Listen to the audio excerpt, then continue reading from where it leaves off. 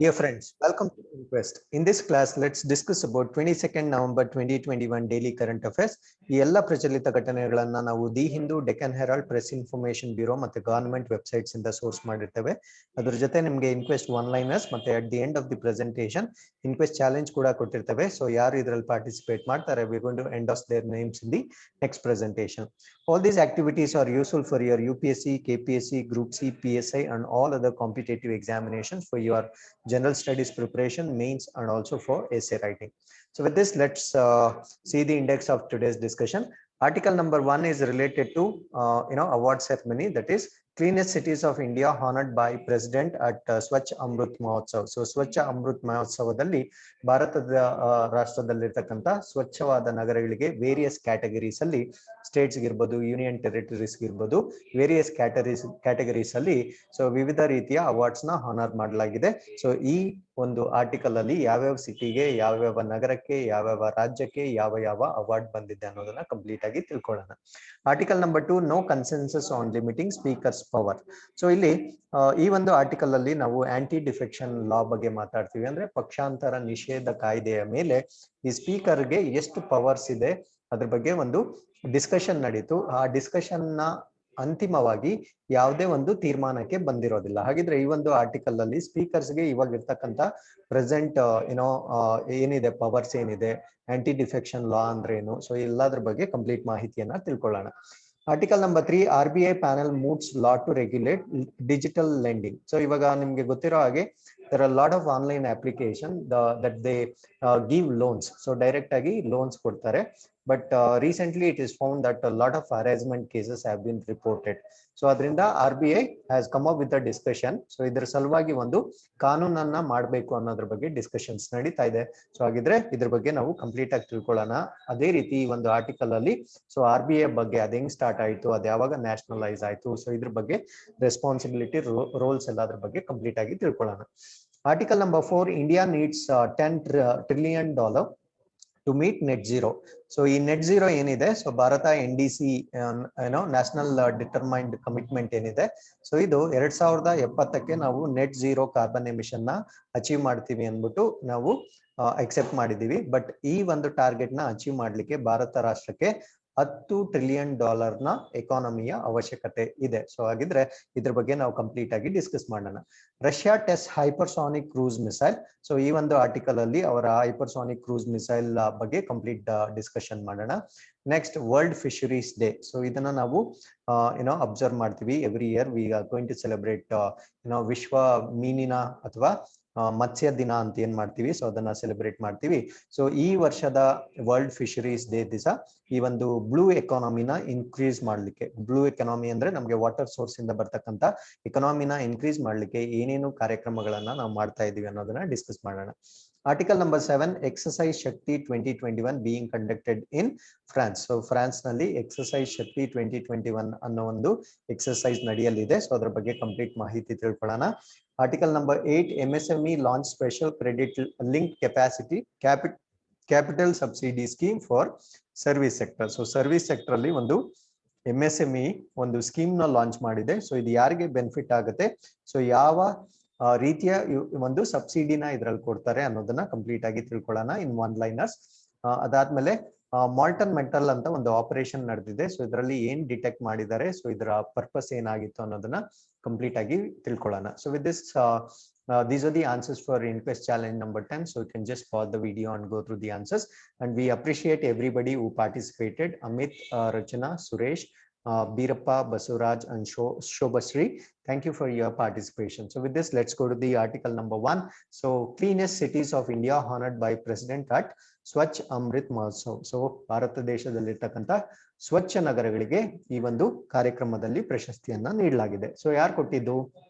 The President of India, Shri Ramnath Kovind, felicitated the awardees of the cleanest cities of India. So President Ramnath Kovind ಅವರು so ಈ ಒಂದು awards ನ present ಮಾಡ್ತಾರೆ. ಎಲ್ಲಿ ಮಾಡಿದ್ರು ಅಂದ್ರೆ ಆ ಮಹೋತ್ಸವದ ಹೆಸರು ಏನಾಗಿತ್ತು ಅಂದ್ರೆ ಸ್ವಚ್ಛ ಅಮೃತ್ ಮಹೋತ್ಸವ ಅಂತ ಕರೀತಾರೆ. This was hosted as the Swachh Bharat mission urban 2.0. So ಇದನ್ನ host ಮಾಡಿದ್ದವರು Swachh Bharat mission urban 2.0. ಏನಿದು ಸ್ವಚ್ಛ ಭಾರತ್ ಮಿಷನ್ ಅರ್ಬನ್ 2.0 ಅನ್ನೋದನ್ನ ನಾವು ಅರ್ಲಿಯರ್ ವಿಡಿಯೋಸ್ ಮಾಡಿದೀವಿ. You can just go through the playlist. So it comes under the ministry of housing and urban affairs at Vigyan Bhavan. So ಎಲ್ಲಿ present ಮಾಡಿದ್ರು ಅಂದ್ರೆ Vigyan Bhavan new ಡೆಲ್ಲಿಯಲ್ಲಿ present ಮಾಡಿರ್ತಾರೆ. The award ceremony organise to recognise the good work done for Swachhata by towns cities. So ಯಾವ್ದ್ಯಾವ್ದಕ್ಕೆ ಇಲ್ಲಿ recognition ಮಾಡಿದ್ರು ಅಂದ್ರೆ ಯಾರ್ಯಾರು ಒಳ್ಳೆ ಕೆಲಸ ಮಾಡಿರ್ತಾರೆ ಅಂದ್ರೆ ಈ ಸ್ವಚ್ಛತೆಯ ಒಂದು ಗುರಿಯಲ್ಲಿ ಒಳ್ಳೆ ಕೆಲಸ ಮಾಡಿರ್ತಕ್ಕಂಥ ಟೌನ್ಸ್ ಸಿಟೀಸ್, ನಗರಗಳಿರ್ಬೋದು, ರಾಜ್ಯಗಳು ಸ್ಟೇಟ್ಸ್ ಇರ್ಬೋದು, ಯೂನಿಯನ್ ಟೆರಿಟರೀಸ್ ಅಂದ್ರೆ ಕೇಂದ್ರಾಡಳಿತ ಪ್ರದೇಶಗಳಿರ್ಬೋದು, various initiatives of the Swachh Bharat mission ಅಂದ್ರೆ ಸ್ವಚ್ಛ ಭಾರತ್ ಮಿಷನ್ ಅಲ್ಲಿ ಬರ್ತಕ್ಕಂಥ ಬೇರೆ ಬೇರೆ ಉಪಕ್ರಮಗಳಲ್ಲಿ ತಮ್ಮ ಒಳ್ಳೆ ಕೆಲಸ ಮಾಡಿರ್ತಕ್ಕಂಥ ಎಲ್ಲಾ ನಗರ, ರಾಜ್ಯ, ಕೇಂದ್ರಾಡಳಿತ ಪ್ರದೇಶಗಳಿಗೆ ಈ ಒಂದು ಪ್ರಶಸ್ತಿಗಳನ್ನ ಕೊಡಲಾಗಿದೆ. ಸೊ ಸ್ವಚ್ಛ ಭಾರತ್ ಮಿಷನ್ ಅಲ್ಲಿ ಬಂದಿರತಕ್ಕಂತ ಕೆಲವೊಂದು ಪ್ರಮುಖ ಕಾರ್ಯಕ್ರಮಗಳು ಯಾವ್ಯಾವ ಅಂದ್ರೆ ಸ್ವಚ್ಛ ಸರ್ವೇಕ್ಷಣ್ 2021, ಸಫಾಯಿ ಮಿತ್ರ ಸುರಕ್ಷಾ ಚಾಲೆಂಜ್ ಒಂದು, and certification for garbage free star rating for the cities. So ನಗರಗಳಿಗೆ ಕೊಡ್ತಕ್ಕಂತ ಗಾರ್ಬೇಜ್ ಮುಕ್ತ ಸ್ಟಾರ್ ರೇಟಿಂಗ್ ಏನಿದೆ, ಸೊ ಅದರ ಸಲುವಾಗಿ ಕೂಡ ಅವಾರ್ಡ್ಸ್ ಕೊಡಲಾಗಿದೆ. ಸೊ ಟೋಟಲ್ ಆಗಿ 300ಕ್ಕೂ ಹೆಚ್ಚು ಅವಾರ್ಡ್ಸ್ ನ ಬೇರೆ ಬೇರೆ ಕ್ಯಾಟಗರೀಸ್ ಅಲ್ಲಿ ನೀಡಲಾಗಿದೆ. ಹಾಗಿದ್ರೆ which is the cleanest city declared?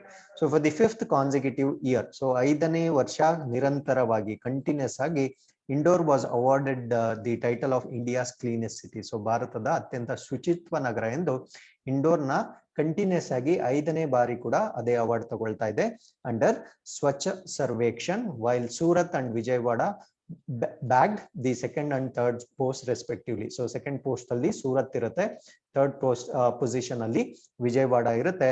So in the more than 1 lakh population category ಅಂದ್ರೆ 1 ಲಕ್ಷಕ್ಕೂ ಜಾಸ್ತಿ ಅಧಿಕವಾಗಿರ್ತಕ್ಕಂಥ ಜನಸಂಖ್ಯೆ ಇರ್ತಕ್ಕಂಥ ನಗರಗಳಲ್ಲಿ ಮೊದಲನೇ ಸ್ಥಾನವನ್ನ indoor for the 5th time, 2ನೇ ಸ್ಥಾನವನ್ನ ಸೂರತ್ ಮತ್ತೆ 3ನೇ ಸ್ಥಾನವನ್ನ ವಿಜಯವಾಡ ಪಡೆದುಕೊಂಡಿದೆ.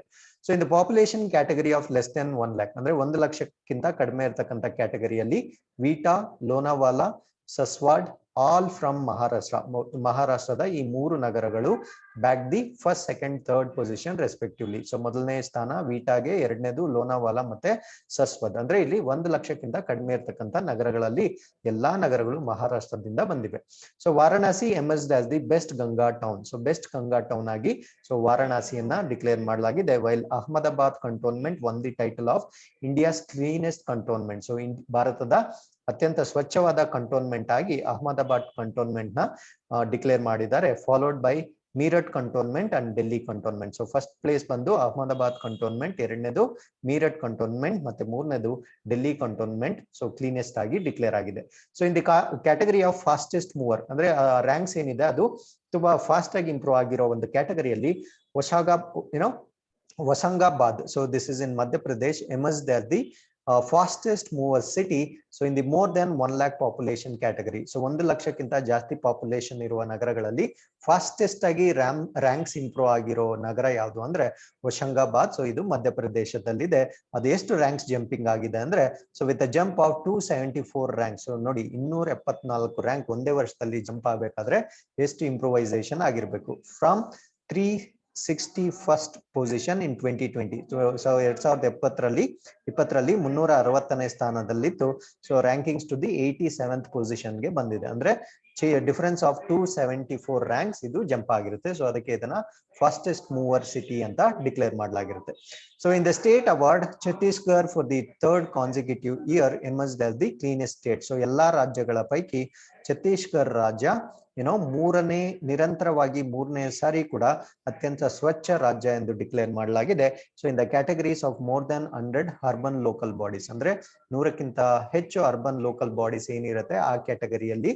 ಸೊ ಅದಾದ್ಮೇಲೆ Jharkhand for the 2nd time won the cleanest state award in the less than 100 urban local bodies category. So 100ಕ್ಕಿಂತ ಕಡಿಮೆ ಅರ್ಬನ್ ಲೋಕಲ್ ಬಾಡೀಸ್ ಇರೋ ಒಂದು ಕ್ಯಾಟಗರಿಯಲ್ಲಿ ಜಾರ್ಖಂಡ್ 2ನೇ ಸಾರಿ ಕ್ಲೀನೆಸ್ಟ್ ಸ್ಟೇಟ್ ಆಗಿ ಎಮರ್ಜ್ ಆಗಿದೆ. ಸೊ ಫಸ್ಟ್ 100ಕ್ಕಿಂತ ಜಾಸ್ತಿ ಅರ್ಬನ್ ಲೋಕಲ್ ಬಾಡೀಸ್ ಇರ್ತಕ್ಕಂಥ ಸ್ಟೇಟ್ ಅಲ್ಲಿ ಫಸ್ಟ್ ಸ್ಟೇಟ್ ಯಾವುದು ಅಂದ್ರೆ ಛತ್ತೀಸ್ಗಢ. ಸೊ 100 ಅರ್ಬನ್ ಲೋಕಲ್ ಬಾಡೀಸ್ಗಿಂತ ಕಡಿಮೆ ಇರತಕ್ಕಂಥ ಕ್ಯಾಟಗರಿಯಲ್ಲಿ ಫಸ್ಟ್ ಪ್ಲೇಸ್ ಅಲ್ಲಿ ಇರ್ತಕ್ಕಂಥ ರಾಜ್ಯ ಯಾವುದು ಅಂದ್ರೆ ಜಾರ್ಖಂಡ್. ಸೊ ಇವೆಲ್ಲ ಸಾಮಾನ್ಯವಾಗಿ ಕ್ವೆಶನ್ಸ್ ಆಗ್ತಾ ಇರುತ್ತೆ. And Karnataka and Mizoram became the fastest mover states. So Karnataka ಮತ್ತೆ ಮಿಜೋರಾಂ ಸೊ ಅತ್ಯಂತ ಫಾಸ್ಟ್ ಆಗಿ ಮೂವ್ ಆಗಿರ್ತಕ್ಕಂಥ ಸ್ಟೇಟ್ಸ್ ಅಂತ ಡಿಕ್ಲೇರ್ ಮಾಡಲಾಗಿದೆ. So in the big more than 100 ULBs. So 100ಕ್ಕಿಂತ ಹೆಚ್ಚು ಜಾಸ್ತಿ ಇರ್ತಕ್ಕಂಥ ಅರ್ಬನ್ ಲೋಕಲ್ ಬಾಡೀಸ್ ಇರ್ತಕ್ಕಂಥದ್ದು, ಮತ್ತೆ small less than 100 ULB state categories respectively. ಅಂದ್ರೆ ಕರ್ನಾಟಕ ಮೋರ್ ದೆನ್ 100 ULB ಇರೋದು, ಮಿಜೋರಾಂ ಲೆಸ್ ದೆನ್ 100 ULB ಇರೋದ್ರಲ್ಲಿ ಫಾಸ್ಟೆಸ್ಟ್ ಮೂವರ್ ಸ್ಟೇಟ್ಸ್ ಆಗಿ ಡಿಕ್ಲೇರ್ ಮಾಡಲಾಗಿದೆ. So this is what the total list that you can see. As we all know, city ಯಾವುದು ಅಂದ್ರೆ ಈ ವರ್ಷದ ranking Indore ಬಂದು ಫಸ್ಟ್ ಇದೆ. ಸೊ ಲಾಸ್ಟ್ ಇಯರ್ ಕೂಡ ಫಸ್ಟ್ ಅಲ್ಲೇ ಇತ್ತು. ಸೆಕೆಂಡ್ ಬಂದು ಸೂರತ್ ಇದೆ, ಲಾಸ್ಟ್ ಇಯರ್ ಕೂಡ ಸೂರತ್ ಇತ್ತು, ಸೆಕೆಂಡ್ ಪೊಸಿಷನ್ ಅಲ್ಲಿ ಇತ್ತು. Third Vijayawada, so last year ಅದು 6th ಪೊಸಿಷನ್ ಅಲ್ಲಿ ಇತ್ತು. ಸೊ 13ನೇದು ಗ್ರೇಟರ್ ಹೈದರಾಬಾದ್, ಲಾಸ್ಟ್ ಇಯರ್ 65 ಇತ್ತು. And 28th Bengaluru metropolitan, so last year ಇದು 37 ಅಲ್ಲಿ ಇತ್ತು. 37th ranking greater Mumbai, last year 35 rank ಅಲ್ಲಿ ಇತ್ತು. ಅಂಡ್ 43 ಚೆನ್ನೈ, ಲಾಸ್ಟ್ ಇಯರ್ ಇದು 45th ರ್ಯಾಂಕ್ ಅಲ್ಲಿ ಇತ್ತು. So these are the cleanest cities declared. So Swachh Survekshan, Bengaluru bags fastest mover award. So ಈ ಸ್ವಚ್ಛ ಸರ್ವೇಕ್ಷಣ್ ಅಲ್ಲಿ ಬೆಂಗಳೂರು ಫಾಸ್ಟೆಸ್ಟ್ ಮೂವರ್ ಅವಾರ್ಡ್ ಅನ್ನ ಪಡೆದುಕೊಂಡಿದೆ. Bengaluru was declared at the fastest mower mega city among metros with a population more than 40 lakh in the ಸ್ವಚ್ಛ Survekshan 2021. So 40 ಲಕ್ಷಕ್ಕಿಂತ ಹೆಚ್ಚು ಜನಸಂಖ್ಯೆ ಇರತಕ್ಕಂತ ನಗರಗಳಲ್ಲಿ ಬೆಂಗಳೂರನ್ನ ನಾವು ಫಾಸ್ಟೆಸ್ಟ್ ಮೂವರ್ ಮೆಗಾ ಸಿಟಿ ಅಂತ ಈ ಒಂದು ಸ್ವಚ್ಛ ಸರ್ವೇಕ್ಷಣ್ ಆಧಾರದಲ್ಲಿ ಒಂದು ಪ್ರೋಗ್ರಾಮ್ ಅಲ್ಲಿ ಫಾಸ್ಟೆಸ್ಟ್ ಮೂವರ್ ಅವಾರ್ಡ್ ಆಗಿ ಕೊಟ್ಟಿದ್ದಾರೆ. In the Swachh Sarvekshan 2021 ranking, Bengaluru was certified as ODF++, open defecation free, ಅಂದ್ರೆ ಬಯಲು ಬಹಿರ್ದೆಸೆ ಮುಕ್ತ ನಗರ ಅಂತ ಡಿಕ್ಲೇರ್ ಮಾಡಲಾಗಿದೆ. ಸ್ಕೋರಿಂಗ್ 500 ಪಾಯಿಂಟ್ಸ್, ಸೊ 500 ಪಾಯಿಂಟ್ಸ್ ನ ಗಳಿಸಿದೆ. But did not get any points under the garbage free city certification. ಈ ಗಾರ್ಬೇಜ್ ಕಸ ಮುಕ್ತ ನಗರ ಒಂದು ಸರ್ಟಿಫಿಕೇಶನ್ ಅಲ್ಲಿ ಯಾವುದೇ ಪಾಯಿಂಟ್ಸ್ ನ ಪಡೆದಿರೋದಿಲ್ಲ. ಅಂದ್ರೆ ಲಿಟ್ರಲಿ ಇಟ್ ಈಸ್ 0 ಪಾಯಿಂಟ್ಸ್ ನ ಗ್ರಾಬ್ ಮಾಡಿರುತ್ತೆ. ಓನ್ಲಿ ODF ಅಲ್ಲಿ Karnataka, I mean to say Bengaluru has done well. So Mysuru has been adjudged the best medium size self-sustaining city. So andre self-sustaining city alli Mysore na best anta medium size, obviously it is medium size city ಆಗಿರೋದ್ರಿಂದ ಮೈಸೂರಿನ best city under self sustaining city, ಅಂದ್ರೆ ತನ್ನಷ್ಟಕ್ಕೆ ತಾನೇ ಒಂದು ಕಾರ್ಯನಿರ್ವಹಿಸ್ತಕ್ಕಂಥ ಒಂದು capacity ಇರತಕ್ಕಂತ ಒಂದು ನಗರವಾಗಿ ಡಿಕ್ಲೇರ್ ಮಾಡಲಾಗಿದೆ. From getting a 5-star rating under garbage free city category. So garbage free city ಕ್ಯಾಟಗರಿಯಲ್ಲಿ 5 ಸ್ಟಾರ್ ಆದ್ರೂ ಬಂದಿದೆ, ಬೆಂಗಳೂರಿಗೆ 0 ಸ್ಟಾರ್ಸ್ ಬಂದಿರುತ್ತೆ.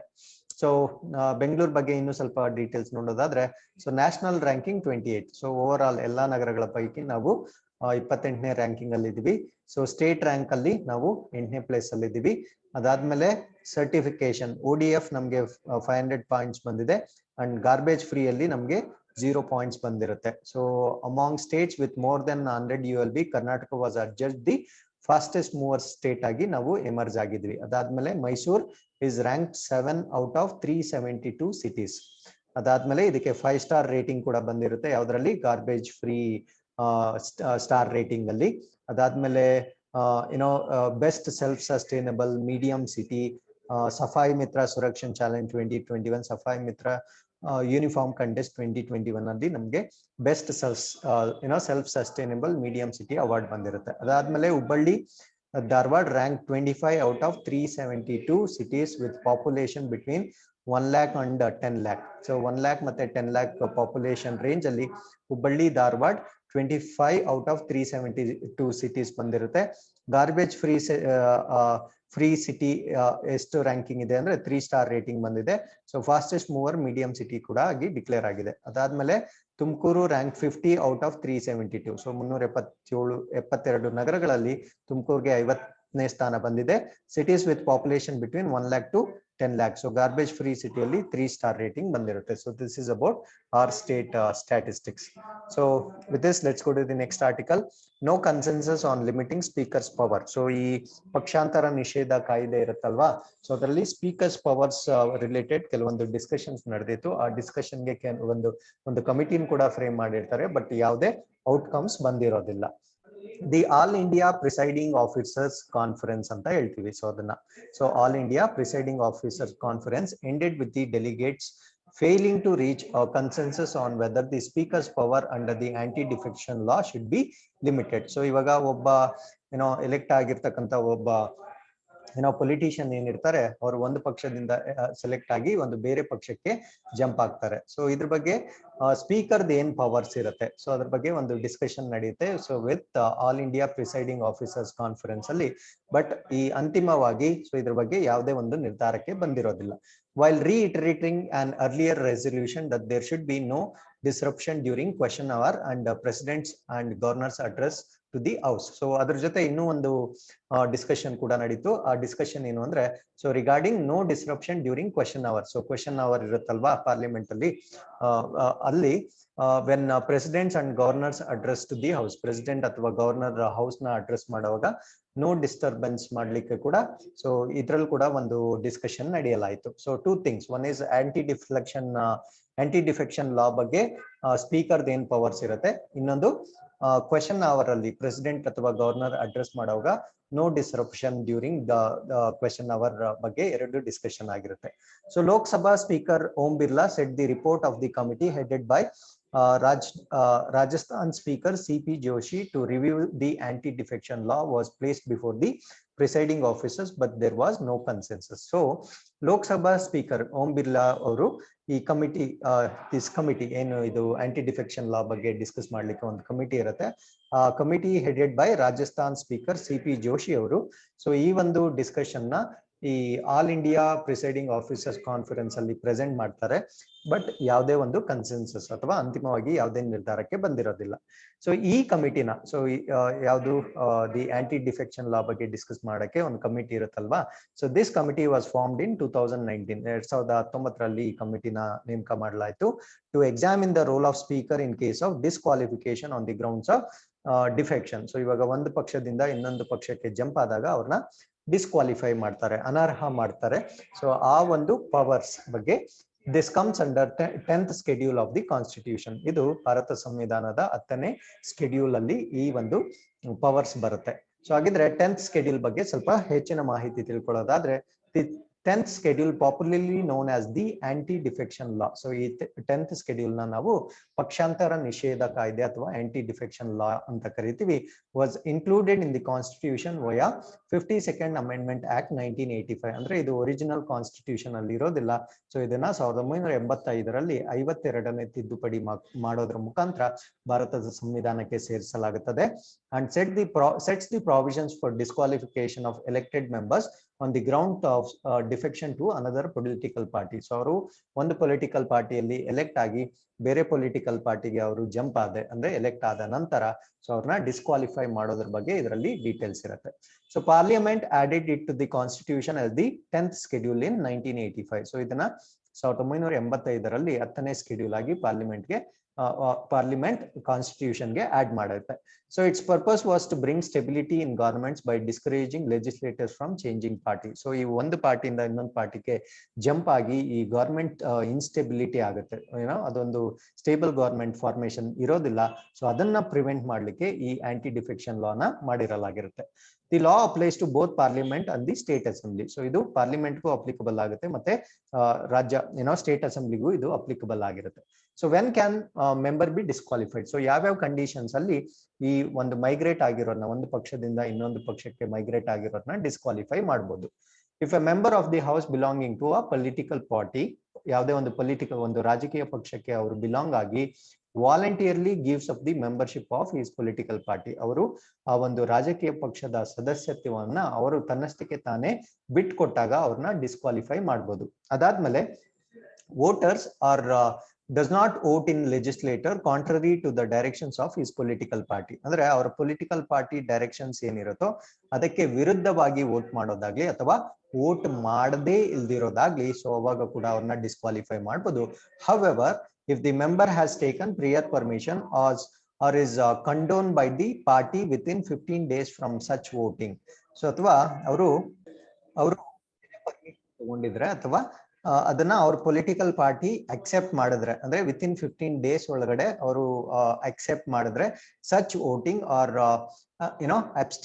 ಅಬ್ಸ್ಟೆನ್ಷನ್ the member shall not be disqualified. So ಅವ್ರ ಪಕ್ಷದವರೇ ಅದನ್ನ ಅಂಗೀಕಾರ ಮಾಡಿದ್ರೆ ಅಥವಾ ಅವ್ರಿಗೆ ಮುಂಚೆನೆ ಪರ್ಮಿಷನ್ ತಗೊಂಡಿದ್ರೆ ಅವ್ರನ್ನ ಡಿಸ್ಕ್ವಾಲಿಫೈ ಮಾಡೋದಿಲ್ಲ. So if an independent candidate joins a political party after election, so ಯಾರೋ ಒಬ್ರು ಇಂಡಿಪೆಂಡೆಂಟ್ ಪಾರ್ಟಿ ಆಗಿ ಗೆದ್ದಿರ್ತಾರೆ, ಸೊ ಅವರು ಒಂದು ಪೊಲಿಟಿಕಲ್ ಪಾರ್ಟಿಗೆ ಎಲೆಕ್ಷನ್ ಆದ ನಂತರ ಗೆದ್ದ ನಂತರ ಬೇರೆ ಒಂದು ಪೊಲಿಟಿಕಲ್ ಪಾರ್ಟಿಗೆ ಜಾಯ್ನ್ ಆದ್ರೆ ಸೊ ಅವ್ರನ್ನ ಕೂಡ ಡಿಸ್ಕ್ವಾಲಿಫೈ ಮಾಡಬಹುದು.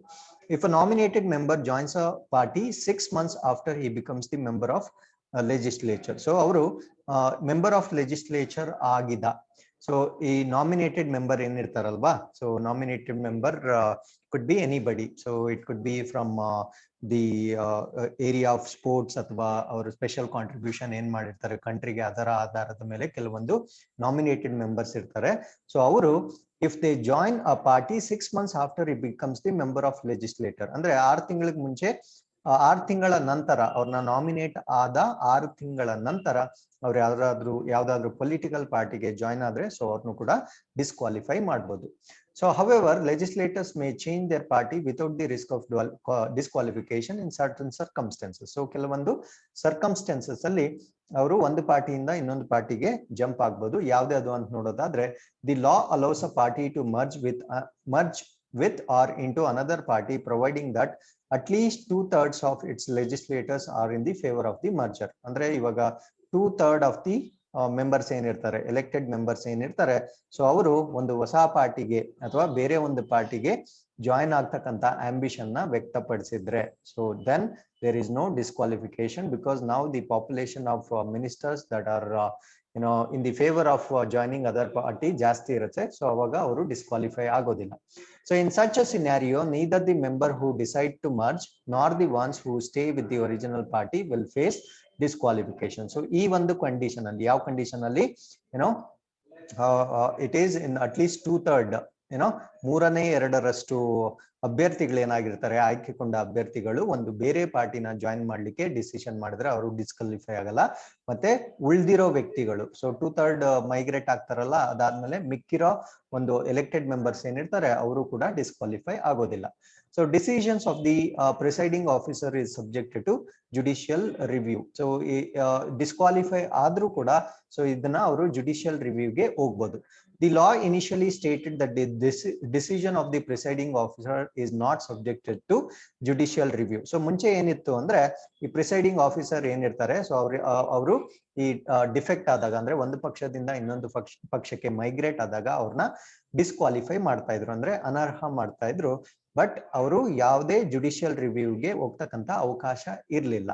So this condition was struck down by the Supreme Court in 1992, thereby allowing appeals against the presiding officer decision in the High Court and the Supreme Court. So ಇದಾದ್ಮೇಲೆ 1992 ಏನಾಯ್ತು ಅಂದ್ರೆ, supreme court so ಈ ಒಂದು power ಏನಿರುತ್ತೆ, presiding ಆಫೀಸರ್ಗೆ ಏನ್ power ಇರುತ್ತೆ ಅವ್ರನ್ನ disqualify ಮಾಡೋದು, ಮತ್ತೆ ಅವರು ಯಾವುದೇ ಕಾರಣಕ್ಕೂ ಜುಡಿಷಿಯಲ್ ರಿವ್ಯೂಗೆ ಹೋಗ್ತಕ್ಕಂತ ಅವಕಾಶ ಇರ್ಲಿಲ್ಲ.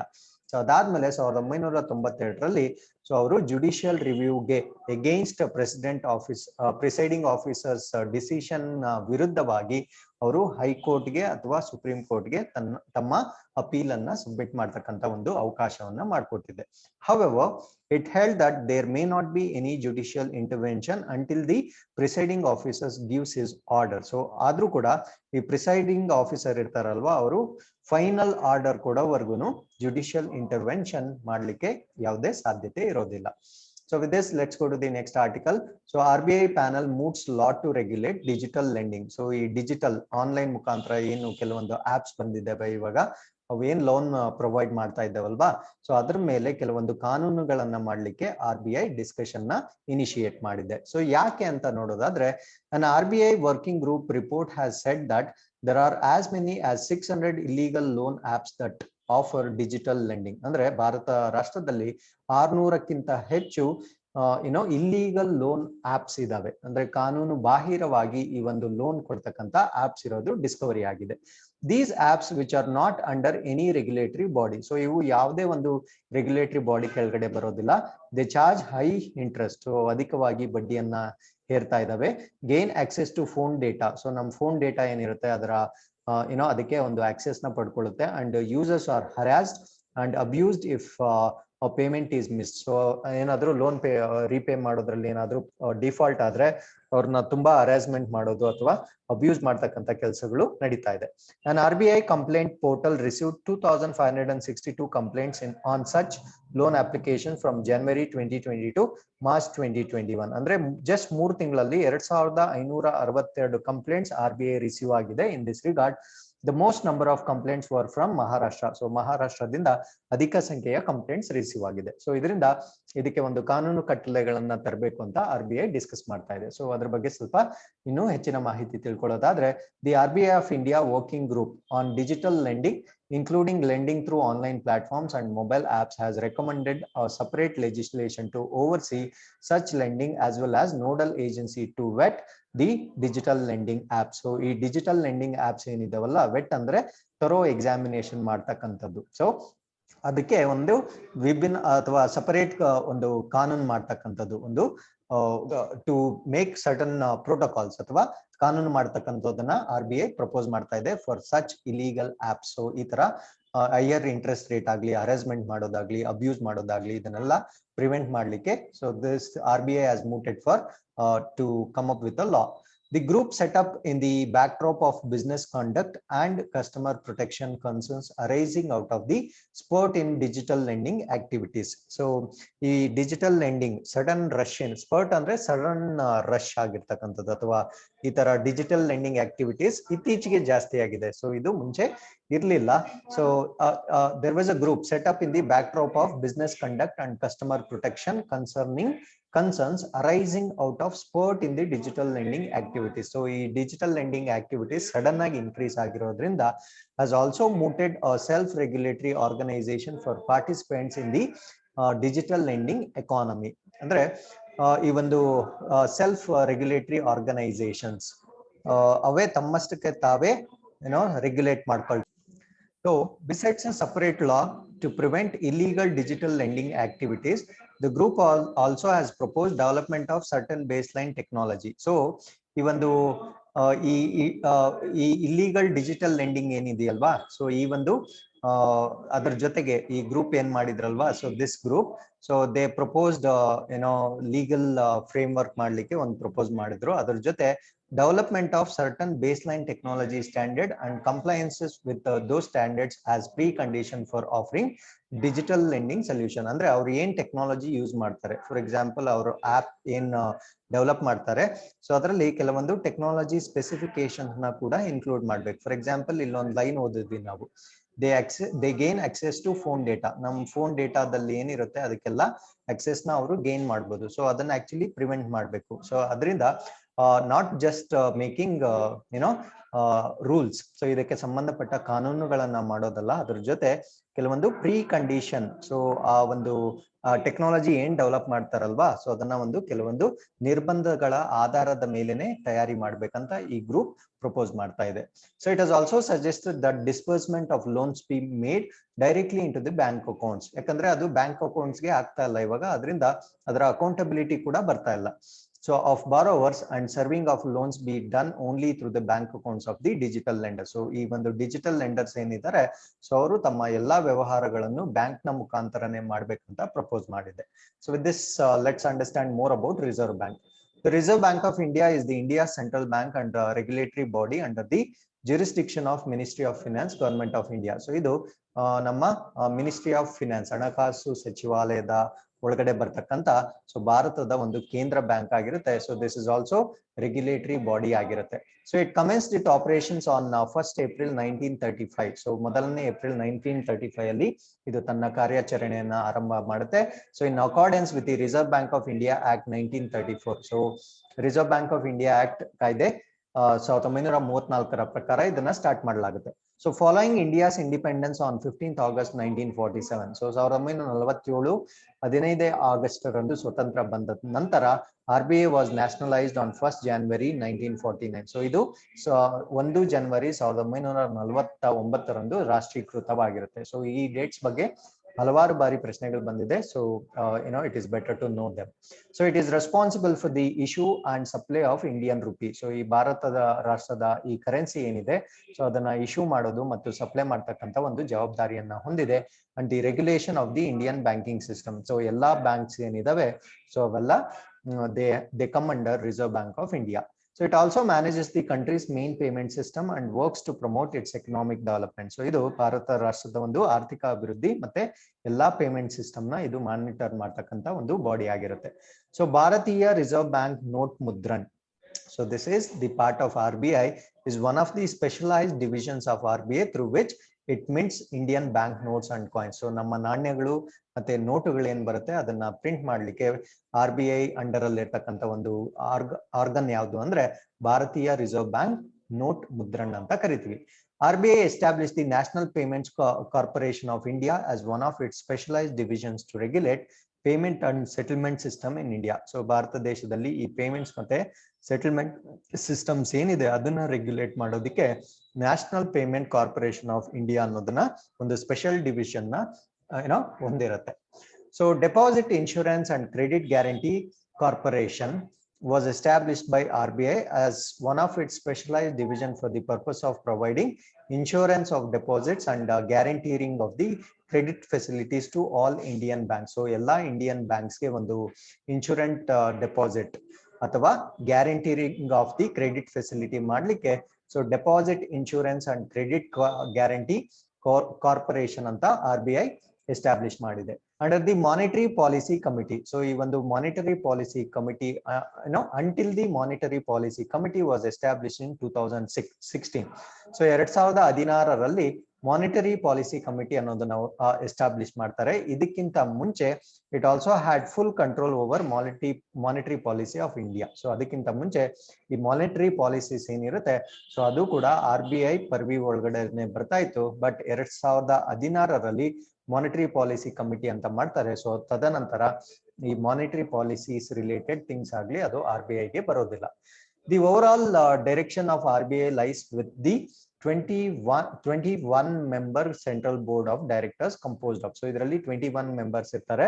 ಸೊ ಇದರಲ್ಲಿ ಫಸ್ಟ್ ಒನ್ ದಿ ಗವರ್ನರ್ ಇರ್ತಾರೆ, 4 ಡೆಪ್ಯೂಟಿ ಗವರ್ನರ್ಸ್ ಇರ್ತಾರೆ, 2 finance ministers representatives, usually economic affairs secretary ಒಬ್ರು ಇರ್ತಾರೆ, ಇನ್ನೊಬ್ರು ಫಿನಾನ್ಷಿಯಲ್ ಸರ್ವಿಸ್ ಸೆಕ್ರೆಟರಿ ಕೂಡ ಒಬ್ರು ಇರ್ತಾರೆ. ಸೊ ಅದಾದ್ಮೇಲೆ 10 ಗವರ್ನಮೆಂಟ್ ನಾಮಿನೇಟೆಡ್ ಡೈರೆಕ್ಟರ್ಸ್ ಇರ್ತಾರೆ. ಸೊ 10 ಜನ ಗವರ್ಮೆಂಟ್ ಇಂದ ನಾಮಿನೇಟ್ ಆಗಿರ್ತಕ್ಕಂಥ ಡೈರೆಕ್ಟರ್ಸ್ ಇರ್ತಾರೆ. And 4 directors who represent local boards of for Mumbai, Kolkata, Chennai, Delhi. So Mumbai, Chennai, Kolkata ಮತ್ತೆ ಡೆಲ್ಲಿನ ರೆಪ್ರೆಸೆಂಟ್ ಮಾಡ್ತಕ್ಕಂಥ 4 ಡೈರೆಕ್ಟರ್ಸ್ ಇರ್ತಾರೆ.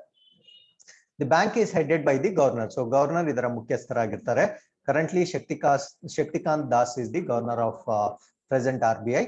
I mean RBI at present. So there are currently 4 deputy governors: Mahesh Kumar Jain, M. Rajeshwar Rao, Michael Patra and T. Rabi Shankar. So ಇವರು deputy governors ಆಗಿ ಸದ್ಯಕ್ಕೆ ಕಾರ್ಯನಿರ್ವಹಿಸ್ತಾ ಇದ್ದಾರೆ. The report titled Trend and Progress of Banking in India is published annually by RBI. So RBI publish ಮಾಡ್ತಕ್ಕಂಥ ಒಂದು yearly report ಯಾವುದು ಅಂದ್ರೆ so ಅದರ ಟೈಟಲ್ ಏನು ಅಂದ್ರೆ trend and progress of banking in India as required by the Banking Regulations Act 1949. So 1949 banking regulatory ಕಾಯ್ದೆಯ ಪ್ರಕಾರ so ಈ ಒಂದು ರಿಪೋರ್ಟ್ ನ ಪ್ರತಿ ವರ್ಷ ರಿಲೀಸ್ ಮಾಡ್ತಾರೆ. The report sums up trends and developments throughout the financial sector. So ಈ ಹಣಕಾಸಿನ ವಲಯದಲ್ಲಿ ನಡೀತಕ್ಕಂತ ಟ್ರೆಂಡ್ಸ್ ಮತ್ತೆ ಅದರ ಅಭಿವೃದ್ಧಿಗಳನ್ನ ಈ ಒಂದು ಮ್ಯಾಗಝಿನ್ ಅಥವಾ ರಿಪೋರ್ಟ್ ಅಲ್ಲಿ ಪಬ್ಲಿಷ್ ಮಾಡಲಾಗುತ್ತೆ. Starting in April 2014, the Reserve Bank of India published bi-monthly policy updates. So 2014ರಿಂದ ಪ್ರಾರಂಭಗೊಂಡು this reserve bank of India ಏನಿದೆ ಸೊ ಇದು bi-monthly policy updates ನ ಕೊಡ್ತಾ ಇರುತ್ತೆ. On November 12, 2021, the Prime Minister launched 2 new schemes which aims at expanding investment and ensuring more security for investors. So ಇದ್ರ ಬಗ್ಗೆ ನಾವು 2 ವಿಡಿಯೋಸ್ ಮಾಡಿದ್ದೀವಿ. ಅಂದ್ರೆ ರೀಸೆಂಟ್ ಆಗಿ RBI ಲಾಂಚ್ ಮಾಡಿರ್ತಕ್ಕಂಥ 2 ಸ್ಕೀಮ್ಸ್ ಯಾವುದು ಅಂದ್ರೆ RBI ರಿಟೇಲ್ ಡೈರೆಕ್ಟ್ ಸ್ಕೀಮ್, ಇನ್ನೊಂದು RBI bank reserve bank integrated ombudsman scheme. So ಇದ್ರ ಬಗ್ಗೆ ನಾವು ಪ್ರೀವಿಯಸ್ ವಿಡಿಯೋಸ್ ನ ಮಾಡಿದೀವಿ ಕಂಪ್ಲೀಟ್ ಆಗಿ. So RBI retail direct scheme ಅಂದ್ರೆ ಏನು, RBI ಆಂಬುಡ್ಸ್ಮನ್ ಸ್ಕೀಮ್ ಅಂದ್ರೆ ಏನು, ಸೊ ಅದನ್ನ ನೀವು ಪ್ಲೇ ಲಿಸ್ಟ್ ಅಲ್ಲಿ ನೋಡ್ಕೋಬಹುದು. So with this let's go to the fourth article. India needs $10 trillion to meet net zero. So ಈ ನೆಟ್ ಝೀರೋ ಏನಿದೆ carbon emission related, carbon dioxide emission related ಅದು ಶೂನ್ಯ 2070ಕ್ಕೆ ನಮ್ಮ target ಹಾಕೊಂಡಿದೀವಿ.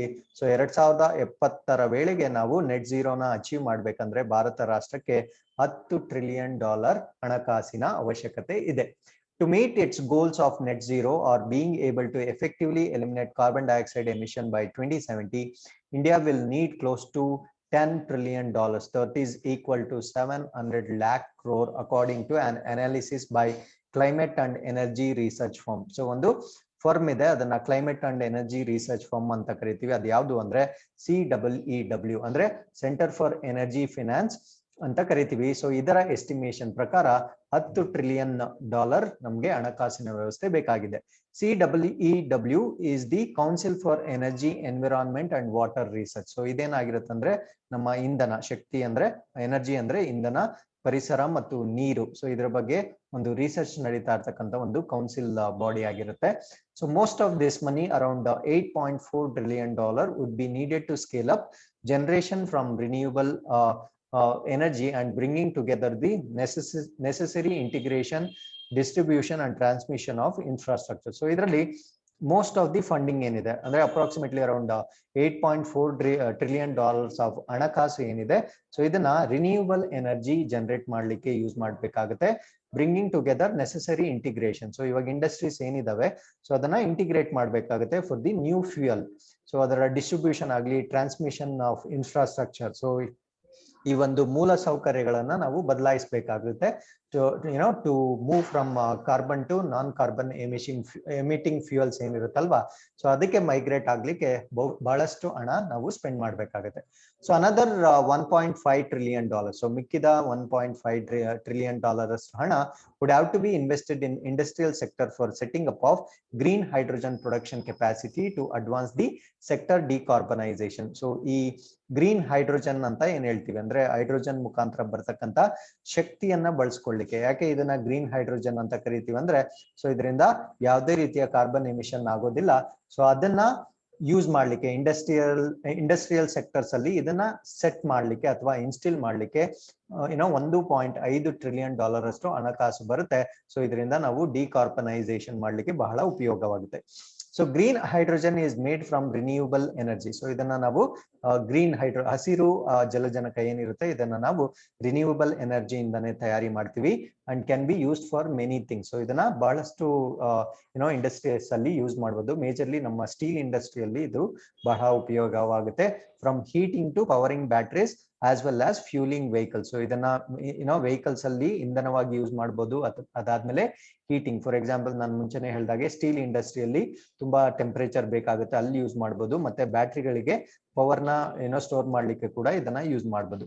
The study estimates that India would fall short by $3.5 trillion. So ಈ ಒಂದು ಸ್ಟಡಿಯ ಪ್ರಕಾರ ಭಾರತ ರಾಷ್ಟ್ರಕ್ಕೆ $3.5 trillion ಅಷ್ಟು ಶಾರ್ಟೇಜ್ ಇದೆ to achieve its net zero target and hence investment support of $1.4 trillion would be required from the developed economies to bridge the gap. So idrinda ee annex 2 countries ಏನಿದಾವೆ, so annex 2 countries are known to be developed countries, ಮುಂದುವರೆದ ರಾಷ್ಟ್ರಗಳಾಗಿರುತ್ತೆ. So ಅದರಿಂದ ಈ ಒಂದು shortage ಏನಿದೆ $3.5 trillion shortage ಏನಿದೆ ಅದನ್ನ ಈ ರಾಷ್ಟ್ರಗಳು at least $1.4 trillion would be required from the developed economies. So ಈ ಒಂದು ಅಭಿವೃದ್ಧಿ ಹೊಂದಿದ ರಾಷ್ಟ್ರಗಳಿಂದ ನಮಗೆ $1.4 trillion ಅಷ್ಟು ಹಣಕಾಸಿನ ಅವಶ್ಯಕತೆ ಇರುತ್ತೆ. The CEEW is another study had computed that India's total installed solar capacity would need to be increased to 5,630 gigawatt by 2070. So imagine now 2070 ಅಷ್ಟೊತ್ತಿಗೆ ನಮ್ಮ ಸೋಲಾರ್ ಪವರ್ ಕೆಪಾಸಿಟಿ ಏನಿರುತ್ತೆ ಅಂದ್ರೆ ಸೌರಶಕ್ತಿಯಿಂದ ಉತ್ಪಾದನೆ ಮಾಡ್ತಕ್ಕಂಥ ಶಕ್ತಿಯ ಒಂದು ಸಾಮರ್ಥ್ಯ ಏನಿರುತ್ತೆ ಅದನ್ನ 5,630 ಗಿಗಾವ್ಯಾಟ್ಸ್ ಅಷ್ಟಿಗೆ ನಾವು ಅಪ್ಗ್ರೇಡ್ ಮಾಡ್ಕೊಳ್ಬೇಕಾಗುತ್ತೆ by 2070. The usage of coal especially for power generation. So ನಮ್ಗೆಲ್ಲ ತಿಳಿದಿರೋ ಹಾಗೆ ಭಾರತ ರಾಷ್ಟ್ರದಲ್ಲಿ ಪವರ್ ಈ ವಿದ್ಯುತ್ ಶಕ್ತಿಗಾಗಿ ನಾವು ಕೋಲ್ನ ಹೆಚ್ಚಾಗಿ ಬಳಸ್ತೀವಿ. Would need to peak by 2040. So ಇದು ಮ್ಯಾಕ್ಸಿಮಮ್ ಥ್ರೆಶೋಲ್ಡ್ ಏನಿದೆ ಇದು 2040ಕ್ಕೆ ರೀಚ್ ಆಗ್ಬಿಡ್ಬೇಕಂದ್ರೆ ನಾವು ಎಷ್ಟು ಮ್ಯಾಕ್ಸಿಮಮ್ ಕೋಲ್ನ ಯೂಸ್ ಮಾಡ್ತೀವಿ ಪವರ್ ಜನರೇಷನ್ಗೆ ಅನ್ನೋದು 2040ಕ್ಕೆ ರೀಚ್ ಆಗಿ ಅಲ್ಲಿಂದ ನಾವು ಡ್ರಾಪ್ ಬರ್ಬೇಕು. Drop by 99% between 2040 and 2060. ಅಂದ್ರೆ 2070ಗೆ ನಾವು ನೆಟ್ ಝೀರೋ ಅಚೀವ್ ಮಾಡ್ಬೇಕಾದ್ರೆ ನಮ್ಮ ಈ ಕೋಲ್ ಕನ್ಸಂಪ್ಷನ್ ಕೆಪಾಸಿಟಿ 2040ಗೆ ಪೀಕ್ ಆಗಬೇಕು. ಅಲ್ಲಿಂದ 2040 ಇಂದ 2060 ಅಷ್ಟೊತ್ತಿಗೆ ನಾವು 99% ಆಫ್ ಕೋಲ್ ಡಿಪೆಂಡೆಂಟ್ ಎನರ್ಜಿ ಪ್ರೊಡಕ್ಷನ್ ನ ರಿಡ್ಯೂಸ್ ಮಾಡ್ಬೇಕಾಗುತ್ತೆ. ಆಗ ಮಾತ್ರ ನಾವು 2070 ಅಷ್ಟೊತ್ತಿಗೆ ನೆಟ್ ಝೀರೋನ ಅಚೀವ್ ಮಾಡ್ಬೇಕಾಗುತ್ತೆ. Further Crude oil consumption across sectors would need to peak by 2040. So ಈ ಬೇರೆ ಇಂಧನಗಳೇನಿದಾವಲ್ವಾ, ಸೊ ಆ ಇಂಧನಗಳ ಬಳಕೆ 2050 ಅದು ಪೀಕ್ ಆಗ್ಬೇಕಂದ್ರೆ ಹೈಯೆಸ್ಟ್ ರೀಚ್ ಆಗಬೇಕು and fall substantially by 90% between 2050 and 2070. So 2050 ಮತ್ತು 70 ಒಳಗೆ ಅದು 90% ಅಷ್ಟು ಕಡಿಮೆ ಆಗಬೇಕು. Green hydrogen could contribute 19% of the total energy needs of the industrial sector. So ಈ ಒಂದು ಹಸಿರು ಜಲಜನಕ ಅಂತ ಏನಂತ ಕರಿತೀವಲ್ವಾ, ಸೊ ಇದು ನಮ್ಮ ಇಂಡಸ್ಟ್ರಿಯಲ್ ಸೆಕ್ಟರ್ಗೆ 19% ಟೋಟಲ್ ಎನರ್ಜಿ ನೀಡ್ತಕ್ಕಂತ ಒಂದು ಕಾಂಟ್ರಿಬ್ಯೂಟ್ ಮಾಡಬಹುದು. So with this let's go to the next article. So Russia tests hypersonic cruise missile. So Russia said it had carried out another successful test of Zircon hypersonic cruise missile. So hypersonic cruise missile na idu test madide. One of the latest edition of country's arsenal of weapons called Invincible by President Vladimir Putin. So Invincible andre it is more powerful for any destruction. So adanna yaru destroy ಮಾಡಕ್ಕಾಗಲ್ಲ, at the same time so adu trace ಮಾಡಕ್ಕೂ ಆಗಲ್ಲ. So that is the best characteristic of hypersonic missile. Hypersonic can travel more than 5 times the speed of sound and maneuver in mid flight. ಅಂದ್ರೆ ಇದು ಶಬ್ದದ ವೇಗಕ್ಕಿಂತ 5 times ಅಷ್ಟು ಜಾಸ್ತಿ ವೇಗವಾಗಿ ಚಲಿಸ್ತಕ್ಕಂಥ ಸಾಮರ್ಥ್ಯವಿದೆ. So ಆ ಕೆಪಾಸಿಟಿನ ನಾವು ಮೆಕ್ ನಂಬರ್ ಅಂತ ಕರಿತೀವಿ. The speed of these missiles will be compared with speed of sound. So ಅದನ್ನ ನಾವು ಮೆಕ್ ನಂಬರ್ ಅಂತ ಕರಿತೀವಿ. ಸೊ ಇದು ಮೆಕ್ ನಂಬರ್ ಎಷ್ಟು ಅಂದ್ರೆ 5 ಇರುತ್ತೆ. ಅಂದ್ರೆ ಸ್ಪೀಡ್ ಆಫ್ ಲೈಟ್ ಗಿಂತ ಇದು 5 ರಷ್ಟು ಹೆಚ್ಚಾಗಿ ಟ್ರಾವೆಲ್ ಮಾಡುತ್ತೆ. ಅಂಡ್ ಮೆನವರ್ ಇನ್ ಮಿಡ್ ಫ್ಲೈಟ್, ಅದು ಟ್ರಾವೆಲ್ ಮಾಡುವಾಗ ಕೂಡ ಅದರ ಡೈರೆಕ್ಷನ್ ನ ಚೇಂಜ್ ಮಾಡಬಹುದು. ಅದನ್ನ ಮೆನವರ್ ಇನ್ ಮಿಡ್ ಫ್ಲೈಟ್ ಅಂತ ಕರಿತೀವಿ. Making them much harder to track and intercept than traditional projectile. So ಈ ಟ್ರೆಡಿಷನಲ್ ಬ್ಯಾಲಿಸ್ಟಿಕ್ ಮಿಸೈಲ್ಸ್ ಏನ್ ಬರುತ್ತೆ ಅದನ್ನ ಬೇರೆ ಕಂಟ್ರಿಯವರು ಟ್ರ್ಯಾಕ್ ಮಾಡಬಹುದು, ಅದೆಲ್ಲಿ ಮೂವ್ ಆಗ್ತಾ ಇದೆ ಅನ್ನೋದನ್ನೆಲ್ಲ ಟ್ರೇಸ್ ಮಾಡಬಹುದು. ಬಟ್ ಹೈಪರ್ಸಾನಿಕ್ ಮಿಸೈಲ್ಸ್ ನ ಟ್ರೇಸ್ ಮಾಡ್ಲಿಕ್ಕೆ ಸಾಧ್ಯನೇ ಇಲ್ಲ. So it is Russia's zirconic missile. So ಇದರ range up to 620 miles travel ಮಾಡುತ್ತೆ. So this can travel up to 620 miles and too fast for US anti missile system. ನಮ್ಮ US ದ anti missile ಏನಿದೆ so ಅದಕ್ಕಿಂತ ಇದು ತುಂಬಾ ವೇಗವಾಗಿರುತ್ತೆ. Top speed of 6000 m/h ಇರುತ್ತೆ. So that is equal to 9600 km/h. So cruise missile is fired from Russian naval ship ಇಂದ ಇದನ್ನ fire ಮಾಡಲಾಗಿದೆ. So next article is related to Ministry of Fishery, Animal Husbandry and Dairying. So World Fishery Day on November 21st na World Fishery Day ಅಂದ್ರೆ ವಿಶ್ವ ಮತ್ಸ್ಯ ದಿನವಾಗಿ observe ಮಾಡಲಾಗಿದೆ. Celebrations to focus on changing the way the world manages global fisheries, ensuring sustainable stocks and healthy ecosystem. So ಈ ಒಂದು ಸಂದರ್ಭದಲ್ಲಿ sustainable stocks ಅಂದ್ರೆ ಸುಸ್ಥಿರವಾಗಿ ಅವುಗಳ ಸಂಗ್ರಹಣೆ ಮಾಡೋದು ಮತ್ತೆ ಹೆಲ್ದಿ ಇಕೋಸಿಸ್ಟಮ್ ಅಂದ್ರೆ ಆರೋಗ್ಯಕರವಾದ ಒಂದು ಇಕೋಸಿಸ್ಟಮ್ ನ ಎಸ್ಟಾಬ್ಲಿಷ್ ಮಾಡ್ತಕ್ಕಂಥದ್ದು ಈ ಒಂದು ಕಾರ್ಯಕ್ರಮದಲ್ಲಿ ಅಥವಾ ಈ ಒಂದು ಸಂದರ್ಭದಲ್ಲಿ ಆಬ್ಜೆಕ್ಟಿವ್ಸ್ ಆಗಿ ನಾವು ಇರಿಸಿಕೊಂಡಿದ್ದೇವೆ. ಅಂದ್ರೆ department of fisheries, ministry of fisheries and animal husbandry and dairying, Government of India and National Fisheries Development is celebrating World Fisheries Day on 21st November 2021. So Government of India in the forefront of its transforming fisheries sector. ಅಂದ್ರೆ ಈ ಒಂದು fisheries ಮೀನುಗಾರಿಕೆ ಒಂದು sector ಏನಿದೆ ಅದನ್ನ ಇನ್ನೂ ಹೆಚ್ಚಾಗಿ economically viable ಮಾಡ್ಲಿಕ್ಕೆ ಭಾರತ ಸರ್ಕಾರ ತನ್ನ ಪ್ರಯತ್ನಗಳನ್ನ ಮಾಡ್ತಾ ಇದ್ದಾವೆ. So bring about economic revolution through blue revolution in the country. So ಇದನ್ನ ನಾವು ನೀಲಿ ಕ್ರಾಂತಿ ಅಂತ ಕರಿಬಹುದು, ಯಾಕಂದ್ರೆ this is related to water. So any economy that is fetched from resources of water can be called as blue economy. So ಇದರ ಸಲುವಾಗಿ ಭಾರತ ಸರ್ಕಾರ ಅನೇಕ ಒಂದು ಯೋಜನೆಗಳನ್ನ ಮಾಡ್ತಾ ಇದೆ. The sector envisioned to increase the farmers' income through enhancement of production and productivity, improving the quality and reduction of waste. So ಅಲ್ಲಾಗ್ತಕ್ಕಂತ ಒಂದು waste ನ ರಿಡ್ಯೂಸ್ ಮಾಡೋದ್ರ ಮುಖಾಂತರ ಅಲ್ಲಿ ಮೀನುಗಾರಿಕೆಗೆ ಸಂಬಂಧಪಟ್ಟ ಆ ಫಾರ್ಮರ್ಸ್, ಅವ್ರನ್ನು ಕೂಡ ನಾವು ಫಾರ್ಮರ್ಸ್ ಅಂತಾನೆ ಕರಿತೀವಿ.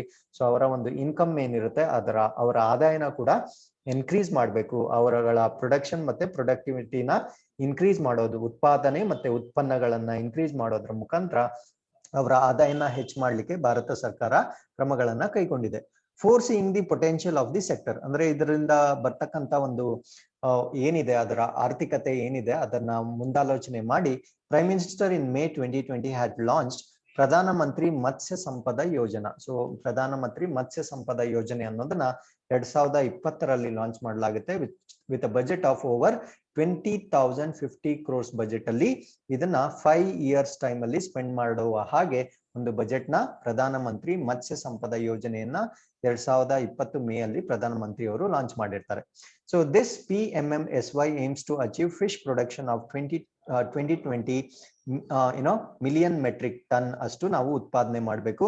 The current production is 15 million metric ton by 2024 to 25. So 24-25 ಅಷ್ಟೊತ್ತಿಗೆ 15 million metric ton ಅಷ್ಟನ್ನ ಇನ್ಕ್ರೀಸ್ ಮಾಡಬೇಕು to create an additional employment opportunity about 55 lakh people through this sector. So ಈ ಒಂದು ವಲಯದಲ್ಲಿ 55 ಲಕ್ಷ ಎಂಪ್ಲಾಯ್ಮೆಂಟ್ ಜನರೇಷನ್ ಮಾಡ್ತಕ್ಕಂಥ ಗುರಿಯನ್ನು ಹೊಂದಿದೆ under Pradhan Mantri Matsya Sampada Yojana.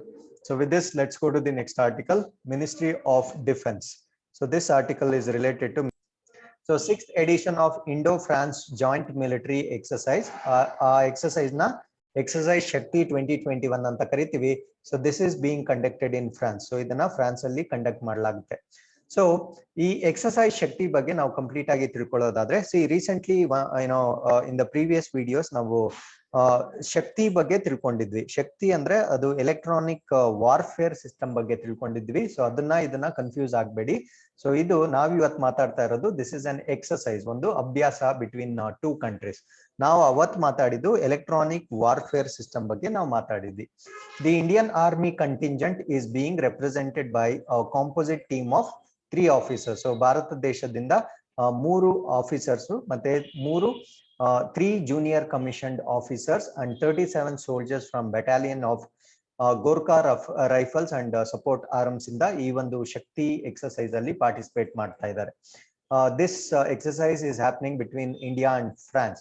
The participating contingents have also been put through phases of combat conditioning and tactical training, which include firing drills. So ivrna rigorous training ಮಾಡಲಾಗಿದೆ in the section of firing drills ಏನಿರುತ್ತೆ ಅಂದ್ರೆ fire ಮಾಡ್ಕೊಂಡು drill ಮಾಡೋದು, ಮತ್ತೆ battle hardening work session. So hardening battle ಮಾಡ್ತಕ್ಕಂಥ work session ಅಲ್ಲಿ ಇವ್ರಿಗೆ ಸಾಕಷ್ಟು ಒಂದು ಟ್ರೈನಿಂಗ್ ನ ನೀಡಲಾಗಿದೆ. The exercise is being conducted in 2 phases. So ಈ ಒಂದು ಕಾರ್ಯಾಚರಣೆಯನ್ನ 2 ಹಂತಗಳಲ್ಲಿ ಮಾಡಲಾಗುತ್ತೆ. Will culminate with grueling 36 hours exercise. So ಇದು ಎಂಡ್ ಹೇಗಾಗತ್ತಂದ್ರೆ 36 ಗಂಟೆಗಳ ನಿರಂತರ ಒಂದು ಗ್ರೂಲಿಂಗ್ ಎಕ್ಸರ್ಸೈಸ್ ಮಾಡೋದ್ರ ಮುಖಾಂತರ to validate the standards achieved during the 2 phases. So 2 ಹಂತಗಳಲ್ಲಿ ನಾವೇನು ಸ್ಟ್ಯಾಂಡರ್ಡ್ಸ್ ನ ಅಚೀವ್ ಮಾಡಿದೀವಿ ಅನ್ನೋದನ್ನ ವ್ಯಾಲಿಡೇಟ್ ಮಾಡ್ಲಿಕ್ಕೆ 36 ಗಂಟೆಗಳ ಒಂದು ಕಾರ್ಯಾಚರಣೆ ನಡೆಯುತ್ತೆ. The contingent apart from joint training went to visit Mazargues war cemetery in Marseilles. So Marseille ಅಲ್ಲಿ ಇರ್ತಕ್ಕಂಥ ಒಂದು ಸಿಮೆಟರಿಗೆ ಕೂಡ ದಿ ಕಂಟಿಂಜೆಂಟ್ ಯಾರು ಪಾರ್ಟಿಸಿಪೇಟ್ ಮಾಡ್ತಾ ಇದ್ದಾರೆ ಅಲ್ಲಿ ವಿಸಿಟ್ ಮಾಡ್ತಾ ಇದ್ದಾರೆ. ಸೊ ಈ ಪ್ಲೇಸ್ ನ ಸ್ಪೆಷಾಲಿಟಿ ಏನಂದ್ರೆ where 1002 Indian soldiers of the first world war have been cremated. So ಮೊದಲನೇ ಒಂದು ವಿಶ್ವ ಯುದ್ಧ ಏನಿತ್ತು, ಸೊ ಅದರಲ್ಲಿ ನಿಧನರಾದ ಭಾರತದ 1002 ಸೈನಿಕರನ್ನ ಅಲ್ಲಿ ಕ್ರಿಮೇಟ್ ಮಾಡಲಾಗಿರುತ್ತೆ. So this we have completed all the articles. So let's come to the inquest one-liners. Number 1, Union Minister for Information and Broadcasting ಗೆ ಸಂಬಂಧಪಟ್ಟಂತ ಒಂದು ನ್ಯೂಸ್ ಇದೆ. Shri Anurag Singh Thakur has announced that the Indian Film Personalities of the Year Award 2021. So 2021ರ Indian film personality of the year award ನ publish ಮಾಡಿದ್ದಾರೆ. Is confirm to miss Hema Malini and Shri Prasoon Joshi ಮತ್ತೆ ಹೇಮಾ ಮಾಲಿನಿ ಅವರಿಗೆ ಈ ಒಂದು ಪ್ರಶಸ್ತಿಯನ್ನ ನೀಡಲಾಗಿದೆ. So Hema Malini, as you all know, she is a film actress. Prasoon Joshi is a lyricist and chairperson. So ಇವರೊಬ್ಬರು ಲಿರಿಸಿಸ್ಟ್ ಆಗಿರ್ತಾರೆ ಮತ್ತೆ is also chairman of central board of film certificate. So ಈ central board of film certificate ನ chairman ಕೂಡ ಆಗಿರ್ತಾರೆ. So next is National Press Day. So National Press Day is observed on November 16. So November 16ರಂದು ನಾವು National Press Day ಅಂತ observe ಮಾಡ್ತೀವಿ. So this is celebrated every year to acknowledge the honor the Press Council of India. So ಭಾರತದ ಒಂದು press council ಏನಿರುತ್ತೆ ಅದನ್ನ ಗೌರವ ಸೂಚಿಸಲಿಕ್ಕೆ ಈ ದಿನವನ್ನ ನಾವು ಅಬ್ಸರ್ವ್ ಮಾಡ್ತೀವಿ. So this is the statutory and quasi judicial establishment. ಇದೊಂದು ಶಾಸನಬದ್ಧ ಮತ್ತು ಅರೆ ಶಾಸಕಾಂಗ ಒಂದು ವ್ಯವಸ್ಥೆ ಆಗಿರುತ್ತೆ. The day marks the presence of an independent and responsible press in India. So ಭಾರತ ದೇಶದಲ್ಲಿರ್ತಕ್ಕಂಥ ರೆಸ್ಪಾನ್ಸಿಬಲ್ ಮತ್ತು ಸ್ವಾಯತ್ತ ಸಂಸ್ಥೆ ಆಗಿರ್ತಕ್ಕಂಥ ಒಂದು ಮಾಧ್ಯಮಕ್ಕೆ ಒಂದು ಗೌರವವನ್ನು ಸಲ್ಲಿಸಲಿಕ್ಕೆ ಈ ದಿನವನ್ನ ಅಬ್ಸರ್ವ್ ಮಾಡಲಾಗುತ್ತೆ. So international day for tolerance, so ಅಂತಾರಾಷ್ಟ್ರೀಯ ಸಹಿಷ್ಣುತಾ ದಿನ. So international day for tolerance is observed on 16 November annually. So ಇದನ್ನು ಕೂಡ ವಾರ್ಷಿಕವಾಗಿ ಅಬ್ಸರ್ವ್ ಮಾಡಲಾಗುತ್ತೆ. In order to foster mutual understanding among the cultures of the people, ಅಂದ್ರೆ ಬೇರೆ ಬೇರೆ ಕಲ್ಚರ್ಸ್ ಅವರು ತಮ್ಮ ಒಂದು ಸಮನ್ವಯವನ್ನ ತೋರಿಸ್ಲಿಕ್ಕೋಸ್ಕರ ಈ ಒಂದು ಇಂಟರ್ನ್ಯಾಷನಲ್ ಡೇ ಆಫ್ ಟಾಲರೆನ್ಸ್ ನ ಅಬ್ಸರ್ವ್ ಮಾಡಲಾಗುತ್ತೆ. ಸೊ ಈ ವರ್ಷದ ಥೀಮ್ ಏನಂದ್ರೆ tolerance is respect, acceptance and appreciation of the rich diversity of the our world's culture. ಯಾಕಂದ್ರೆ ಒಂದು ಪ್ರಪಂಚ ಅಂದ್ಮೇಲೆ ವಿವಿಧ ದೇಶಗಳಲ್ಲಿ ಬೇರೆ ಬೇರೆ ಕಲ್ಚರ್ಸ್ ಇರುತ್ತೆ, ಅದನ್ನ ನಾವು ರೆಸ್ಪೆಕ್ಟ್ ಮಾಡಬೇಕು, ಅಕ್ಸೆಪ್ಟ್ ಮಾಡಬೇಕು ಮತ್ತೆ ಅಪ್ರಿಶಿಯೇಟ್ ಮಾಡಬೇಕು. ಸೊ ಇದರ ಸಲುವಾಗಿ ಈ ಒಂದು ಥೀಮ್ ನ ಇಟ್ಕೊಳ್ಳಲಾಗಿದೆ. So next is world television day. So November 21 ನಾವು world television day every year observe ಮಾಡ್ತೀವಿ. ಸೊ ಇದು ಯಾವಾಗ ಸ್ಟಾರ್ಟ್ ಆಯ್ತು ಅಂದ್ರೆ in December 1996 the united nation general assembly proclaimed 21st November as the World Television Day, commemorating the date on which the first World Television Forum was held in 1996. So 1996 ಅಲ್ಲಿ ಪ್ರಪಂಚದ ಮೊದಲ television forum ನ held ಮಾಡಲಾಗಿರುತ್ತೆ on the same day. So ಅವತ್ತಿನ ಆ ದಿನವನ್ನ ನಾವು world television day ಆಗಿ ಅಬ್ಸರ್ವ್ ಮಾಡ್ತೀವಿ. So MSME launch special credit link capacity subsidy scheme for service sector. So ಸೇವಾ ವಲಯದಲ್ಲಿ MSME ಒಂದು ಸ್ಕೀಮ್ ನ ಲಾಂಚ್ ಮಾಡಲಾಗಿರುತ್ತೆ, ಅದನ್ನ SCLCSS ಸ್ಕೀಮ್ ಅಂತ ಕರಿತೀವಿ. The scheme will help in meeting the technology related to requirements of entrepreneurship. So ಈ ಒಂದು ಎಂಟರ್ಪ್ರೈಸಸ್ಗೆ ಬೇಕಾಗಿರ್ತಕ್ಕಂಥ ಟೆಕ್ನಾಲಜಿ ರಿಲೇಟೆಡ್ ರಿಕ್ವೈರ್ಮೆಂಟ್ಸ್ ನ ಫುಲ್ಫಿಲ್ ಮಾಡ್ಲಿಕ್ಕೆ ಈ ಸ್ಕೀಮ್ ನ ಮಾಡಲಾಗಿದೆ. In the service sector, so ಇದು not in the production sector, it is in the service sector and has a provision of 25% capital subsidy for procurement of plant and machinery. ಅಲ್ಲಿಗೆ ಬೇಕಾಗಿರ್ತಕ್ಕಂಥ ಯಂತ್ರೋಪಕರಣಗಳೇನಿರುತ್ತೆ ಅದನ್ನ procure ಮಾಡ್ಲಿಕ್ಕೆ 25% ಸಬ್ಸಿಡಿಯನ್ನ ಕೊಡಲಾಗುತ್ತೆ. And service equipments through institutional credit of SC/ST MSC. So ಈ SC/ST ಈ small scale enterprises ಅವ್ರಿಗೆ ಈ ಒಂದು ಸ್ಕೀಮ್ ನ ಅಡಿಯಲ್ಲಿ ಈ ಒಂದು ಸಬ್ಸಿಡಿನ ಕೊಡಲಾಗುತ್ತೆ without any sector specific restrictions on technology upgradation. So technology ಅವ್ರು ಯಾವ ಸೆಕ್ಟರ್ ಅಲ್ಲಿ ಇದ್ರೂ ಅವರ ಟೆಕ್ನಾಲಜಿನ ಅಪ್ಗ್ರೇಡೇಷನ್ ಮಾಡ್ಕೊಳ್ಳಿಕ್ಕೆ ಈ ಒಂದು 25% ಅಷ್ಟು ರಿಯಾಯಿತಿಯನ್ನ ಕೊಡಲಾಗುತ್ತೆ. So next is Operation Molten Metal. So what is this Operation Molten Metal? So in an intelligence operation by Directorate of Revenue Intelligence. So idan madiroru Director of Revenue Intelligence. Code name. So adar code name ಆ mission ನ code name ಏನ್ ಇಟ್ಕೊಂಡಿದ್ರು ಅಂದ್ರೆ molten metal ಅಂತ ಇಟ್ಕೊಂಡಿದ್ರು. Several Indian and foreign, so Chinese, Taiwanese ಮತ್ತೆ South Korea nationals suspected to be indulging in smuggling gold into India from Hong Kong. So Hong Kong ನಿಂದ ಭಾರತಕ್ಕೆ ಈ ಚೈನಾದವರು, ತೈವಾನ್ ಅವರು, ಸೌತ್ ಕೊರಿಯನ್ ಅವರು ಗೋಲ್ಡ್ ನ ಸ್ಮಗಲ್ ಮಾಡ್ತಾ ಇರ್ತಕ್ಕಂಥದ್ದು ಸಸ್ಪೆಕ್ಟ್ ಆಗಿದೆ. Using their cargo route, so ಅವರು ಕಾರ್ಗೋ ರೂಟ್ ಮುಖಾಂತರ were identified. The intelligence indicated that the gold smuggled in the form of machinery parts. So ಈ ಯಂತ್ರಗಳ ಒಂದು ಬಿಡಿ ಭಾಗಗಳಾಗಿ ಅದನ್ನ ಕನ್ವರ್ಟ್ ಮಾಡಿ was being melted and molded into bar cylinder shape before being disposed of into local market. So ಅದನ್ನ ಬೇರೆ ಬೇರೆ ಶೇಪ್ಸ್ ಅಲ್ಲಿ, ಬಾರ್ಸ್ ಅಲ್ಲಿ ಮತ್ತೆ ಸಿಲಿಂಡ್ರಿಕಲ್ ಶೇಪ್ಸ್ ಅಲ್ಲಿ ಕನ್ವರ್ಟ್ ಮಾಡಿ ಅದನ್ನ ಸ್ಮಗಲ್ ಮಾಡ್ತಾ ಇತ್ತು. ಸೊ ಅದನ್ನ ಡಿಟೆಕ್ಟ್ ಮಾಡ್ತಕ್ಕಂಥ ಒಂದು ಆಪರೇಷನ್ ನ ಮಾಲ್ಟನ್ ಮೆಟಲ್ ಅಂತ ಮಾಡ್ಕೊಂಡಿರ್ತಾರೆ. So with this we have come to the InQuest challenge number 11. So question number 1, with reference to sovereign gold bond, consider the following statements. So sovereign gold bond ಗೆ ಸಂಬಂಧಪಟ್ಟ ಹಾಗೆ ಈ ಕೆಳಗಿನ statements ನ consider ಮಾಡಿ. The bonds will be sold through all commercial banks, small financial banks and payment banks. So ಈ bonds ನ commercial banks ಮುಖಾಂತರ, ಸ್ಮಾಲ್ ಫಿನಾನ್ಷಿಯಲ್ ಬ್ಯಾಂಕ್ಸ್ ಮುಖಾಂತರ ಮತ್ತೆ ಪೇಮೆಂಟ್ ಬ್ಯಾಂಕ್ಸ್ ಮುಖಾಂತರ ಸೇಲ್ ಮಾಡಬಹುದು. The tenor of the bond will be for a period of 8 years with an exit option from 5th year. So 8 years ವರೆಗೂ ಇದರ tenure ಇರುತ್ತೆ. 5ನೇ ವರ್ಷದಿಂದ ಈ ಬಾಂಡ್ ಇಂದ ಎಕ್ಸಿಟ್ ಆಗಬಹುದು. The investors will be compensated at the fixed rate of 2.5% annum payable semi-annually on the nominal value. So ಇದರ interest rate ಎಷ್ಟಿರುತ್ತೆ ಅಂದ್ರೆ 2.5% ಇರುತ್ತೆ. ಸೊ ಈ ಮೇಲಿನ ಸ್ಟೇಟ್ಮೆಂಟ್ಸ್ ಅಲ್ಲಿ ಯಾವುದು are not correct. Okay, so carefully observe ಮಾಡಿ ಯಾವುದು ತಪ್ಪಾಗಿದೆ ಅನ್ನೋದನ್ನ ನಾವು ಐಡೆಂಟಿಫೈ ಮಾಡಬೇಕು.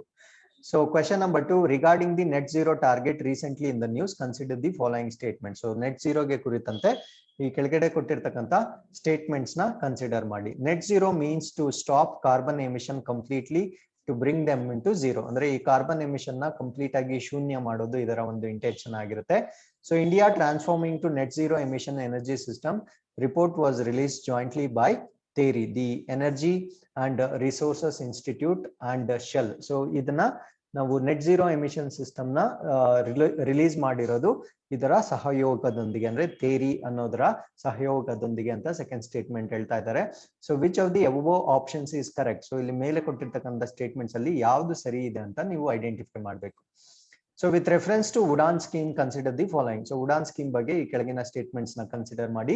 It was launched as the regional connectivity scheme under Ministry of Civil Aviation in 2016. So 2016ರಲ್ಲಿ Ministry of Civil Aviation ಅಡಿಯಲ್ಲಿ ಈ ರೀಜನಲ್ ಕನೆಕ್ಟಿವಿಟಿನ ಜಾಸ್ತಿ ಮಾಡಲಿಕ್ಕೆ ಇದನ್ನ ಲಾಂಚ್ ಮಾಡಲಾಗಿತ್ತು. The first flight under UDAN scheme was flagged in 2017 from Bhubaneswar to Varanasi route. So ಇದನ್ನ first flight ನ ಇದರ ಸಲುವಾಗಿ ಭುವನೇಶ್ವರ್ ಟು ವಾರಣಾಸಿಗೆ ಕಳಿಸಿರ್ತಾರೆ. It offers a unique opportunity to common man to fly at affordable price. ಅಂದ್ರೆ ತುಂಬಾ ಒಂದು affordable price ಅಲ್ಲಿ ಸಾಮಾನ್ಯ ಮನುಷ್ಯರು ಏನಿರ್ತಾರೆ ಅವರು ಕೂಡ ಇದನ್ನ ಯೂಸ್ ಮಾಡ್ಕೊಳ್ಬಹುದು ಅಂತ ಹೇಳ್ತಾ ಇದ್ದಾರೆ. So which statement given above are correct. ಮೇಲೆ ಕೊಟ್ಟಿರ್ತಕ್ಕಂಥ ಸ್ಟೇಟ್ಮೆಂಟ್ಸ್ ಅಲ್ಲಿ ಯಾವ್ದು ಸರಿ ಇದೆ ಅಂತ ನೀವು ಐಡೆಂಟಿಫೈ ಮಾಡಬೇಕು. Question number 4.